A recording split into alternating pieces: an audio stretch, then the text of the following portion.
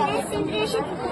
आजकालचे शेतकरी रासायनिक शेती करतात, सेंद्रिय शेती सोडून रासायनिक शेती करतात. तर रासायनिक शेती ही आपल्या शरीराला धोकादायक आहे आणि सेंद्रिय शेती ही आपल्या शरीराला उपयुक्त आहे.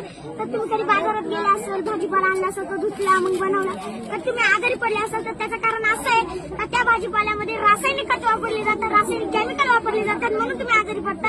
आणि याच्यामध्ये शेणखत वापरलेलं आहे, बनाची शेत आहे आणि त्याच्यामध्ये शेणखत वापरलेलं आहे. त्याचे वेगवेगळे प्रकार असतात, गांडूळ खत, शेणखत, कोंबडी खत आणि फ्लावरचे शेत आहे त्याच्यामध्ये शेणखत वापरलंय. गुलाबाचं शेत आहे त्याच्यामध्ये शेणखत वापरलंय. आणि शेंगदाण्याची पेंड आहे, गाईचं खाद्य शेंगदाण्याची पेंड.